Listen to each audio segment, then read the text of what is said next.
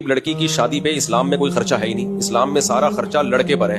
ولیمے کا خرچہ, مہر کا خرچہ, لڑکی پر تو ایک دھیلے کا خرچہ نہیں ہے. میں نے اپنی جب بیٹی کی شادی کی تھی میرا تو 1 روپیہ بھی خرچ نہیں ہوا, حالانکہ میرے پاس پیسے بہت تھے. اور کمال ہے ان دنوں میں نے اپنے گھر کے لیے فرنیچر خریدا. لوگ سمجھ رہے تھے بیٹی کے لیے جہیز خریدنے ہیں. میں نے کہا بھائی میں اپنی بیگم کے لیے جہیز خرید رہا ہوں, کیونکہ جب میری شادی ہوئی تھی اس میں بہت غریب تھا, تو بیگم کو ڈھنگ کا فرنیچر بھی نہیں دیا تھا. میں نے 2 کمروں کا ایک گھر لیا تھا کرائے پہ, 2500 کرایہ تھا اس کا, اور غریب آباد سے پرانا فرنیچر لے کے ڈال دیا تھا. میں نے کہا فی الحال گزارا کرو. تو پھر جب میری بچی کی شادی تھی تو مجھے خیال ہوا کہ اب اللہ نے مجھے گنجائش دی ہے تو میں اپنی گھر والوں کے لیے اچھا فرنیچر اب لے لیتا ہوں, کیونکہ ظاہر ہے شادی ہے تو وہ آئیں گے تو نا, لوگ گھر میں مہمان آئیں گے. تو اب میں اس وقت میں نے فرنیچر خریدا اپنے گھر والوں, اچھا فرنیچر خریدا. لوگ سمجھ رہے تھے میں بچی کے لیے جہیز خرید رہا ہوں. میں کہا نہیں بھائی, ہمیں جو بچی کے لیے سسرال ملا ہے وہ بھی خاندانی ہے الحمدللہ, وہ 1 روپے بھی جہیز نہیں لیتے. اور میں نے ان کو بھی بتا دیا میرے پاس پیسہ ہے الحمدللہ, جب میں اپنی گھر والی کے لیے لے سکتا ہوں تو بچی کے لیے نہیں لے سکتا, لیکن لوں گا نہیں. میں اس رسم کو ختم کرنا ہے, یہ جہیز کی رسم اتنا کنڈیم کرو, اس جہیز کی رسم کو اتنی حوصلہ شکنی کرو کہ جو جہیز دے رہا ہو لے رہا ہو لوگ اس کو لعنتیں دیں, ابے بے غیرت, ابے بے شرم.